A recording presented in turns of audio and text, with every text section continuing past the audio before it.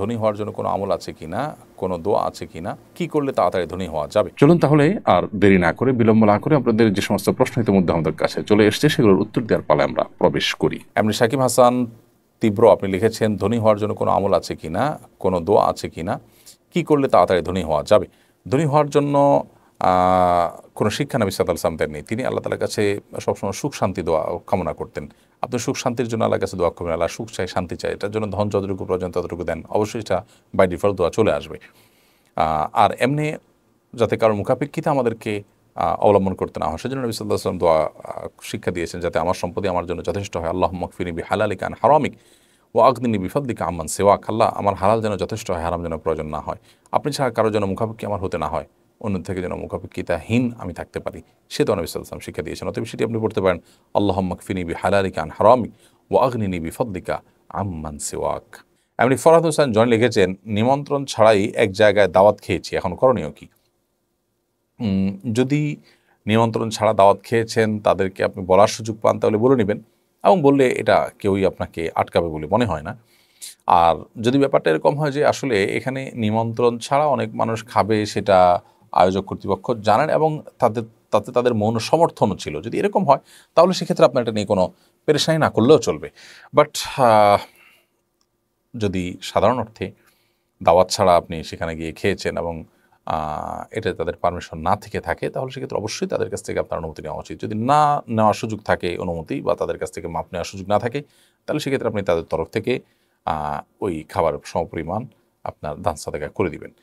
হাফেজ এমডি মুজাহিদুল ইসলাম লিখেছেন, মৃত ব্যক্তিকে দেখলে কি শরীর নাপাক হয়ে যায়, তখন কি গোসল করা জরুরি? না, মৃত ব্যক্তিকে দেখলে শরীর নাপাক হয় না। তবে হ্যাঁ, মৃত ব্যক্তির দাফনে কাফনে শরীক হলে তখন গোসল করে বাসায় প্রবেশ করার কথা হাদিসে বলা আছে। অর্থাৎ আপনি দাফন কাফনের শরীক যদি হয়ে থাকেন, তাহলে এই উপলক্ষে আপনি এটা গোসল করবেন, সেটা করা উত্তম এবং ভালো কাজ, কিন্তু সেটা ওয়াজিব পর্যায়ের না, না করলে গুনাহ হবে, বাট সেরকম না, করা সওয়াবের কাজ। আর এমনি মৃত ব্যক্তিকে দেখলেই গোসল করতে হবে সেরকম কোনো কথা কোনো হাদিসে নেই। ইয়াকিন জামান লিখেছেন, মোবাইলের মাধ্যমে যদি সূরা সাউন্ড দিয়ে শুনি আর কাজ করি, সেটা জায়েজ হবে কি না? মোবাইলের মাধ্যমে যদি আপনি সূরা আপনার হাই ভলিউমে শুনেন এবং উচ্চ আওয়াজে শুনতে থাকেন, তাহলে সেক্ষেত্রে উচ্চ আওয়াজে হাই ভলিউমে মোবাইলের তেলাওয়াত আপনি শুনছেন, সেটাতে অন্য কারো যদি ক্ষতি না হয়, তাহলে সেক্ষেত্রে কোনো অসুবিধা নেই। আর যদি অন্য আশপাশের লোকজনের ক্ষতি হতে পারে, ডিস্টার্ব হতে পারে মনে হয়, তাহলে এটা অবশ্যই নাজায়েজ হবে। শাহলিউল্লাহ আপনি লিখেছেন, জুমা মুবারক লিখে পোস্ট করার কি কোনো ফজিলত আছে বাস্তবে?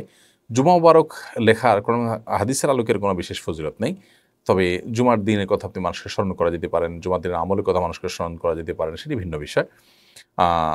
ঈদের দিন উপলক্ষে অভিবাদন জানানো, একজন আরেকজনকে শুভেচ্ছা জানানো, সেটি সুন্নাহ। জুমার দিন উপলক্ষে এরকম আলাদা কোনো অভিবাদন জানানোর কথা কোনো হাদিসে বা সাহাবায়ে কেরামের কোনো আমল দ্বারা প্রমাণিত নয়। বিধায় জুমা মুবারক বলাটা এটা ট্র্যাডিশন হয়ে ঈদ মুবারকের মতো এই সপ্তাহে একদিন শুভেচ্ছা জানানোর পর্যায়ে যদি চলে যায়, তাহলে সেক্ষেত্রে ইসলামের নামে সেটি মন গড়া এবং ভিত্তিহীন কাজের দিকে মানুষকে নিয়ে যেতে পারে। শাইম আহমেদ আপনি লিখেছেন, জিম করে বডি বানানো কি জায়েজ আছে? প্রোটিন, গ্লুটামিন, C4, হরমোন ইত্যাদি ব্যবহার করে জিম করে বডি বানালে জায়েজ হবে কিনা? দেখুন, জিম করে বডি বানাচ্ছেন কেন?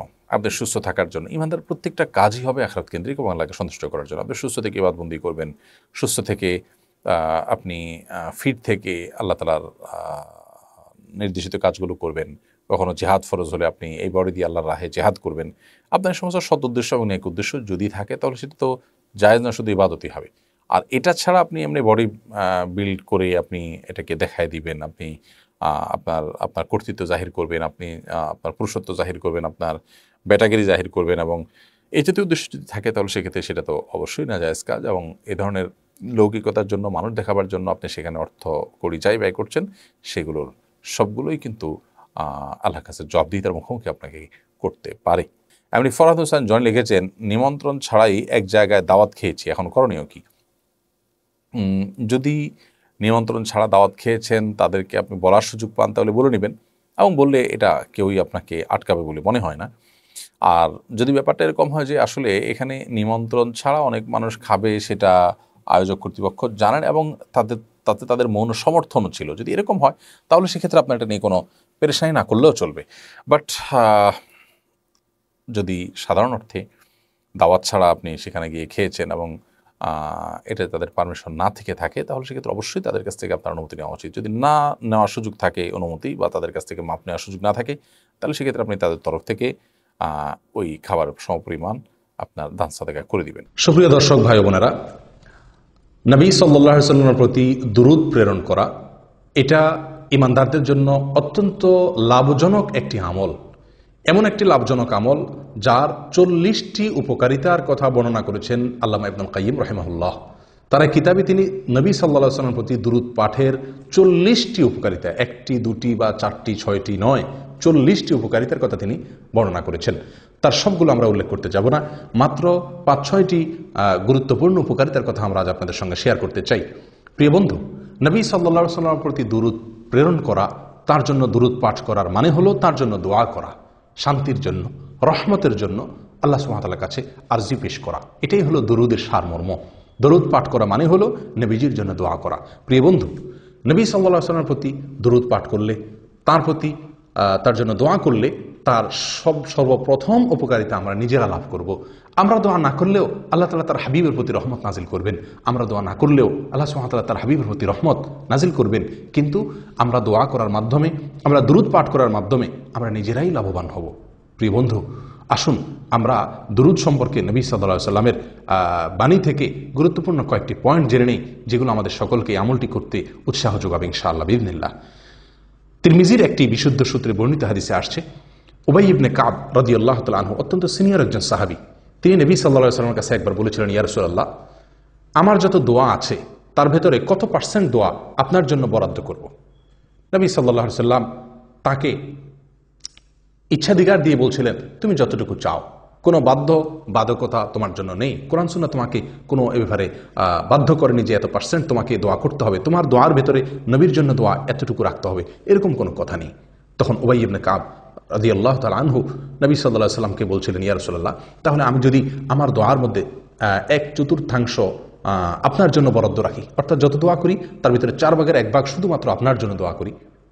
নবী সাল্লাল্লাহু আলাইহি ওয়াসাল্লাম বললেন, তাহলে সে তোমার জন্য কল্যাণকর, আর যদি আরও বাড়াতে পারো সে তোমার জন্য আরও বেশি ভালো। তিনি তখন বললেন 1/3 কথা। নবীজি সাল্লাল্লাহু আলাইহি ওয়াসাল্লাম তাকে একইভাবে এটাও ভালো বলে আরও বাড়ানোর পরামর্শ দিলেন। তখন তিনি অর্ধেকের কথা বললেন। তখন নবী সাল্লাল্লাহু আলাইহি ওয়াসাল্লাম তাকে একই উত্তর দিলেন। তখন তিনি বলছিলেন, ইয়া রাসূলুল্লাহ, যদি আমি আমার সকল দোয়া আপনার জন্য রাখি তাহলে কেমন হবে? নবী সাল্লাল্লাহু আলাইহি ওয়াসাল্লাম তাকে বললেন, ইযান তুকফা হাম্মুক ওয়া তুগফার যাম্মুক। যদি তুমি তোমার সকল দোয়া আমার জন্য বরাদ্দ করতে পারো তাহলে তোমার সকল পেরেশানি দূর হয়ে যাবে এবং তোমার সমস্ত অপরাধ, সমস্ত গুনাহ আল্লাহ সুবহানাহু ওয়া তাআলা মাফ করে দিবেন, মাফ করে দেওয়া হবে। প্রিয় বন্ধু, উবাই ইবনে কাব রাদিয়াল্লাহু তাআলা আনহুর এই হাদিস থেকে নবী সাল্লাল্লাহু আলাইহি ওয়াসাল্লামের প্রতি দুরূদ, তার জন্য দোয়া, সালাত এবং সালাম কত বেশি হওয়া উচিত আমাদের, তার একটা ধারণা আমরা এখান থেকে পেতে পারি। অবশ্যই হাদিস থেকে কারো প্রশ্ন উঠতে পারে যে তাহলে কি একজন মানুষ তার নিজের জন্য কোনো দোয়াই করবে না? উত্তর হলো জি না। কোরআন এবং সুন্নাহ নিজের জন্য দোয়া করার বহু নির্দেশ এসেছে। অতএব নিজের জন্য দোয়া করতে এখানে নিষেধ করা হয়নি। নবী সাল্লাল্লাহু আলাইহি ওয়াসাল্লামের জন্য সকল দোয়া তার জন্য বরাদ্দ রাখার দ্বারা উদ্দেশ্য কি, তাহলে তার ব্যাপারে মুহাদ্দিসিনে কেরামের কয়েকটি ব্যাখ্যা এখানে পাওয়া যায়। তার ভিতরে একটি ব্যাখ্যা হলো যে এখানে নবী সাল্লাল্লাহু আলাইহি ওয়াসাল্লাম বিষয়টির গুরুত্ব বোঝানোর জন্য এভাবে তাকে বলেছেন। আর অনেকের ব্যাখ্যা হলো যে এর উদ্দেশ্য হলো তোমার যত দোয়া আছে তার সকল দোয়াতে নবী সাল্লাল্লাহু আলাইহি ওয়াসাল্লামের জন্য দোয়া যেন শামিল থাকে, এটা হলো এর উদ্দেশ্য। যাই হোক প্রিয় বন্ধু, তাহলে বোঝা গেল সালাত এবং সালাম এটি আমাদের অনেক অনেক বেশি পরিমাণে থাকা উচিত এবং তার দুটি উপকারিতা এই হাদিস থেকে আমরা পেয়ে গেলাম। এক, আমাদের চিন্তা পেরেশানি দূর হবে। দুই, আল্লাহ সুবহানাহু ওয়া তাআলা আমাদেরকে ক্ষমা করবেন। প্রিয় বন্ধু, অন্য এক হাদিসে আসছে নবী সাল্লাল্লাহু আলাইহি ওয়াসাল্লাম বলেছেন, সলাতুকুম আলাইয়া যাকাতুল লাকুম, আমার প্রতি তোমরা যে দুরূদ পাঠ করে থাকো, সালাত সালাম পেশ করে থাকো, এটি তোমাদের জন্য পবিত্রতার কারণ, এর ফলে তোমরা পবিত্র হবে, আল্লাহ তাআলা তোমাদেরকে পবিত্র করবেন। প্রিয় বন্ধু, আল্লাহ পরিচ্ছন্ন করবেন, পবিত্র করবেন নোংরামি থেকে, অপবিত্রতা থেকে, নাপাকি থেকে। অতএব নবী সাল্লাল্লাহু আলাইহি ওয়াসাল্লামের প্রতি বেশি বেশি দুরূদ আমাদেরকে পাঠ করতে হবে, এর ফলে আমরা নিজেরা পবিত্র হতে পারবো। 3 নম্বর আমরা উপকারিতা এখান থেকে পেয়ে গেলাম। নাম্বার 4, আল্লাহ সুবহানাহু ওয়া তাআলা নবী সাল্লাল্লাহু আলাইহি ওয়াসাল্লামের প্রতি দুরূদের মাধ্যমে আমাদেরকে যে নিয়ামতটি দিয়ে ধন্য করবেন সেটি হলো আমরা নবীজির দোয়া দ্বারাই ধন্য হতে পারবো।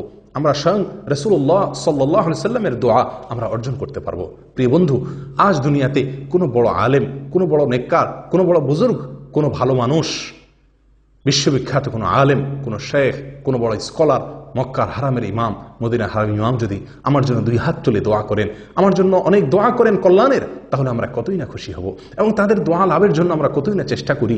প্রিয় বন্ধু, স্বয়ং নবী সাল্লাল্লাহু আলাইহি সাল্লাম আপনার জন্য দোয়া করবেন যদি আপনি তার প্রতি দুরূদ নাজিল করেন। এবং এই বিষয়ে নবী সাল্লাল্লাহু আলাইহি সাল্লামের অনেকগুলো হাদিস বর্ণিত হয়েছে, যে হাদিসগুলোর সারমর্ম হলো এই যে তিনি তার জন্য দুরূদ পাঠ করা হলে তিনি তার জবাবে আমাদের জন্য আল্লাহ তাআলার কাছে দোয়া করেন এবং রহমতের প্রার্থনা তিনি নিজেও করেন। নবী সাল্লাল্লাহু আলাইহি সাল্লাম এরকমভাবে এক হাদিসের ভিতরে আসছে সহিহ মুসলিমের, তিনি বলেছেন, তোমাদের কেউ যদি আমার কাছে সালাম পেশ করে, সালাত পেশ করে, তাহলে আমার কাছে একজন ফেরেশতা যখন ওটা পেশ করেন, ওটা উপস্থাপন করেন, তখন আমি তার জবাবে ওই সালাত পাঠকারী ব্যক্তির জন্য তার জবাব দিয়ে থাকি, জবাবি সালাম দিয়ে থাকি, অর্থাৎ আমিও তার জন্য শান্তির দোয়া করে থাকি। আল্লাহ সুবহানাহু ওয়া তাআলা বলেন, ওয়াসাল্লি আলাইহিম ইন্না সালাতাকা সাকানুন লাহুম। হে রাসূল, আপনি আপনার উম্মতের জন্য দোয়া করুন, আপনার দোয়া তাদের জন্য শান্তির কারণ। প্রিয় বন্ধু, সালাত এবং সালাম নবীর প্রতি প্রেরণ করলে স্বয়ং নবীজির দোয়া আমরা লাভ করতে পারবো। প্রিয় বন্ধু, নবী সাল্লাল্লাহু আলাইহি সাল্লামের এক হাদিসে তিনি বলেছেন যে ইন্নাল্লাহা ওয়াক্কালা মালাকাম মিনাল মালাইকা, আল্লাহ তাআলা ফেরেশতা নির্ধারণ করে রেখেছেন কি কাজের জন্য? যে ফেরেশতার কাছে সমস্ত আদম সন্তানের বায়োডাটা দেওয়া আছে, সবার নাম ধাম দেওয়া আছে। যখনই কেউ দুরূদ পাঠ করে, ওই ফেরেশতা নবী সাল্লাল্লাহু আলাইহি সাল্লামের কাছে সেই দুরূদকে পেশ করেন এবং বলেন, ইয়া রাসূলুল্লাহ, আপনার উম্মতের অমুক সদস্য, অমুকের সন্তান অমুক, সে আপনার প্রতি দুরূদ পাঠ করেছে, দুরূদ প্রেরণ করেছে। তখন নবী সাল্লাল্লাহু আলাইহি সাল্লাম তার জবাব দিয়ে থাকেন, অর্থাৎ তিনিও তার জন্য রহমতের দোয়া করে থাকেন।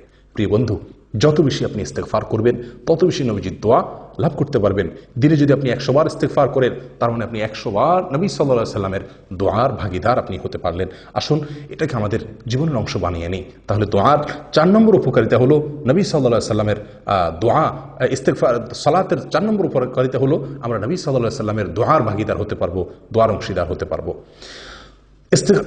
সালাত এবং সালামের আরেকটি গুরুত্বপূর্ণ উপকারিতা হলো যে এর ফলে আমরা আল্লাহ সুবহানাহু ওয়া তাআলার রহমত আমাদের প্রতি নাজিল হবে। নবী সাল্লাল্লাহু আলাইহি ওয়াসাল্লাম বিখ্যাত একটি হাদিস আমরা অনেকেই জেনে থাকার কথা, তিনি বলেছেন, মান সাল্লা আলাইয়া মাররাতান সাল্লাল্লাহু আলাইহি আশারা, যে ব্যক্তি আমার প্রতি একবার দুরূদ পাঠ করবে, আমার জন্য একবার সালাত সালাম পেশ করবে, আল্লাহ তাআলা তার জন্য 10 বার রহমত নাজিল করবেন। একের বিনিময়ে 10, সে আমার জন্য একবার রহমত নাজিল এর দোয়া করবে, আল্লাহ তাআলা তার জন্য 10টি রহমত, 10 বার তার জন্য একটির বিনিময়ে 10টি বার তার প্রতি আল্লাহ তাআলা রহমত নাজিল করবেন। প্রিয় বন্ধু, অতএব আসুন এই সালাত এবং সালামকে আমরা খুব গুরুত্বের সাথে অবসর সময়গুলোতে যখন সুযোগ পাই আমরা সালাত এবং সালামের অভ্যাস করি, নবী সাল্লাল্লাহু আলাইহি ওয়াসাল্লামের প্রতি দুরূদ প্রেরণ করার চেষ্টা করি, তাহলে আমরা আল্লাহ সুবহানাহু ওয়া তাআলার রহমতের ভাগীদার হতে পারবো, আল্লাহর রহমতের মালিক আমরা হতে পারবো। প্রিয় বন্ধু, পেরেশানি দূর হয়ে যাবে, আল্লাহ তাআলা আমাদেরকে ক্ষমা করে দিবেন এবং এর মাধ্যমে স্বয়ং নবী সাল্লাল্লাহু আলাইহি ওয়াসাল্লামের দোয়ার ভাগীদার আমরা হব। আল্লাহ তাআলা আমাদেরকে পবিত্র করবেন, আল্লাহ তাআলার রহমত আমাদের প্রতি নাজিল হবে। আরও বহুবিধ উপকারিতা রয়ে গেছে। প্রিয় বন্ধু, সবসময় দুরূদ পাঠ করা যায়, বিনা ওযুতেও দুরূদ পাঠ করা যায়, বাথরুম ছাড়া, শুধুমাত্র টয়লেট ছাড়া, আর বাকি যে কোনো জায়গাতে আপনি পবিত্র থাকলেই, ওযু যদি নাও থাকে তবু আপনি দুরূদ পাঠ করতে পারেন। এবং এই দুরূদ পাঠ অত্যন্ত সহজ একটি আমল। সবচেয়ে সহজ দুরূদ হলো সাল্লাল্লাহু আলাইহি ওয়াসাল্লাম।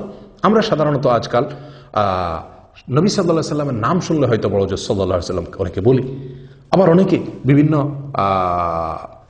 উপলক্ষে কোনো নতুন ঘর, নতুন দোকান, নতুন বাড়ি, এগুলো উদ্বোধন উপলক্ষে মিলাদের নামে আমরা হয়তো কিছু গতানুগতিক দুরূদ পাঠ করি। প্রিয় বন্ধু, এটা নয়। দুরূদ হলো চলতে ফিরতে, উঠতে বসতে, আগে পরে প্রত্যেকটি দোয়াতে আমরা দুরূদ পাঠ করতে হবে। আল্লাহ সুবহানাহু ওয়া তাআলা সালাতের মতো ইসলামের সবচেয়ে ঈমানের পরে গুরুত্বপূর্ণ বিষয়, সেখানে একটা অংশ রেখে দিয়েছেন সালাতকে, অর্থাৎ নবী সাল্লাল্লাহু আলাইহি ওয়াসাল্লামের প্রতি দুরূদকে। তাহলে বোঝা গেল যে দুরূদ আমাদের প্রত্যেকটি দোয়াতে নবীর জন্য দুরূদ থাকা উচিত এবং উঠতে বসতে চলতে ফিরতে অবসর সময়গুলোতে নবীর জন্য দোয়া আমাদের মুখে জারি থাকা উচিত। তার লাভ আমরা নিজেরাই ভোগ করব। তিনি যে আমাদেরকে দুরূদ পাঠের নির্দেশ করেছেন এবং অধিক হারে দুরূদ প্রেরণ করতে বলেছেন তার প্রতি, সেটা আমাদের নিজেদের স্বার্থে, আমাদের নিজেদের সুবিধার্থে। প্রিয় বন্ধু, দুরূদের জন্য সবচেয়ে গুরুত্বপূর্ণ সময়, সবচেয়ে মূল্যবান সময়, দুরূদের সিজন বলা যেতে পারে শুক্রবার এই দিনটি এবং শুক্রবারের রাতটি, অর্থাৎ বৃহস্পতিবার সন্ধ্যা থেকে নিয়ে শুক্রবার রাত শুরু হয়ে যায়। বৃহস্পতিবার সন্ধ্যায় সূর্য যাওয়ার সঙ্গে সঙ্গে শুক্রবারের হিসাব শুরু হয়ে যায়। এক হাদিসে তো আলাদা শুক্রবার দিন এবং শুক্রবার রাত, এই উভয়টিকে নবী সাল্লাল্লাহু আলাইহি ওয়াসাল্লাম আলাদাভাবে উল্লেখ করে বলেছেন যে তোমরা এই শুক্রবার দিনে এবং শুক্রবার রাতে আমার প্রতি দুরূদ প্রেরণ করো। ইবনে মাজাহ হাদিসে আসছে। প্রিয় বন্ধু, শুক্রবারে নবী সাল্লাল্লাহু আলাইহি ওয়াসাল্লাম প্রতি দুরূদ পাঠ করার বিষয় আরো অনেকগুলো হাদিস আসছে, যেগুলোর খোলাসা কথা হলো যে শুক্রবার তোমরা আমার প্রতি দুরূদ পাঠ করো। নবী সাল্লাল্লাহু আলাইহি ওয়াসাল্লামের হাদিস সহিহ মুসলিমে যেটি বর্ণিত হয়েছে, তিনি ইরশাদ করেছেন যে ইন্না আফদাল আইয়ামিকুম ইয়াউমুল জুমআ, নিশ্চয়ই তোমাদের এই দিনের ভিতরে সপ্তাহের সবচেয়ে সেরা এবং শ্রেষ্ঠ দিন হলো জুমার দিন। অতএব কি করো, ফাআকথিরু আলাইয়া মিনাস সালাতি ফি, অতএব এই দিনে তোমরা আমার প্রতি বেশি বেশি দুরূদ পাঠ করো। জুমার দিনে যত বেশি সম্ভব দুরূদ পাঠ করতে হবে। জুমার দিনে যত নফল আমল আছে প্রিয় বন্ধু, জুমার সালাতের পরে জুমার দিনের সবচেয়ে গুরুত্বপূর্ণ নফল আমল হলো নবী সাল্লাল্লাহু আলাইহি ওয়াসাল্লামের প্রতি সালাত এবং সালাম পেশ করা, এরপর সূরা কাহফ ইত্যাদি। প্রিয় বন্ধু, আসুন দুরূদকে আমাদের জীবনের অংশ বানিয়ে নেই, আল্লাহর রহমতের ভাগিদার হব, গুনাহ মাফ হবে, পেরেশানি দূর হবে। আল্লাহ সুবহানাহু ওয়া তাআলা এই দুরূদের মাধ্যমে আমাদেরকে পবিত্র করবেন এবং স্বয়ং নবী সাল্লাল্লাহু আলাইহি ওয়াসাল্লামের দোয়ার ভাগিদার আমরা হতে পারব। আল্লাহ তাআলা আমাদের সকলকে দুরূদের আমলটিকে সবসময় নিয়মিত করার তৌফিক দান করেন। দুরূদ, সবচেয়ে শ্রেষ্ঠ দুরূদ হলো দুরূদ ইব্রাহিম, যেটি আমরা সালাতের মধ্যে পড়ে থাকি। এছাড়া যে কোনো দুরূদ আমরা পাঠ পড়তে পারি, এমনকি আমাদের নিজেদের কোনো বানানো দুরূদও আমরা পড়তে পারি। তার জন্য দোয়া যে কোনো ভাষায় হতে পারে, নিজের ভাষায় মাতৃভাষায়ও হতে পারে। শুধু লক্ষণীয় হলো একটি বিষয়, সেটি হলো নবীজির জন্য কোরআন এবং সুন্নাহর বাইরে নিজেদের ভাষায় যদি কোনো দুরূদ আমরা তার জন্য প্রেরণ করি, পাঠ করি বা তার জন্য কোনো দোয়া করি, তাহলে সেটি অবশ্যই তার ভিতরে এমন কোনো কথা থাকতে পারবে না যেটি কোরআন এবং সুন্নাহ অ্যালাউ করে না। যেমন কথার কথা, আপনি যদি নবীর প্রতি দুরূদ প্রেরণ করতে গিয়ে তার প্রশংসায় এমন কোনো বাক্য ব্যবহার করেন যেটি কোরআন এবং সুন্নাহ আর আলোকে নিষিদ্ধ, অর্থাৎ যেটি হয়তো আল্লাহর শান, আপনি বাড়াবাড়ি করলেন। নবী সাল্লাল্লাহু আলাইহি ওয়াসাল্লাম বুখারীর হাদিসে বলেছেন, লা তুতরুনি কামা আতরাতিন নাসারা ইবনে মারইয়াম, খ্রিস্টানরা যেরকম ইবনে মারইয়ামকে ঈসা আলাইহিস সালামের মর্যাদাকে বাড়াতে বাড়াতে আল্লাহর পর্যায়ে নিয়ে গেছে, খবরদার তোমরা আমাকে নিয়ে এরকম বাড়াবাড়ি করো না আমার মর্যাদা বর্ণনা করতে গিয়ে। প্রিয় বন্ধু, অতএব দুরূদের মধ্যে যদি কোনো অত্যুক্তি না থাকে, নবী সম্পর্কে এমন কোনো কথা না হয় যেটা নবীর সঙ্গে যায় না, যেটি আল্লাহর শান, তাহলে সেক্ষেত্রে নিজের বানানো দুরূদ হলেও সমস্যা নেই, নিজের ভাষা হলেও সমস্যা নেই। কিন্তু প্রিয় বন্ধু, যেহেতু দুরূদের ফরম্যাট নবী সাল্লাল্লাহু আলাইহি ওয়াসাল্লাম নিজে শিক্ষা দিয়ে গেছেন, তাহলে আমি নিজের বানানো দুরূদ কেন পড়তে যাব? সবচেয়ে উত্তম দুরূদ ইব্রাহিম পাঠ করা এবং সবচেয়ে সংক্ষেপ দুরূদ হলো সাল্লাল্লাহু আলাইহি ওয়াসাল্লাম। আর এই দুটার বাদ ছাড়াও বহু দুরূদ কোরআন এবং সুন্নাহ বর্ণিত হয়েছে। আসুন আমরা দুরূদকে আমাদের জীবনের রুটিন আমল বানিয়ে নেই, অবসর সময়গুলোকে দুরূদ দিয়ে পরিপূর্ণ করি। আর কেউ নয়, আমরা নিজেরাই লাভবান হব। আল্লাহ তাআলা আমাদের সকলকে তৌফিক দান করেন। জাযাকুমুল্লাহ ওয়া আখিরু দাওয়ানা আনিল হামদুলিল্লাহি রাব্বিল আলামিন।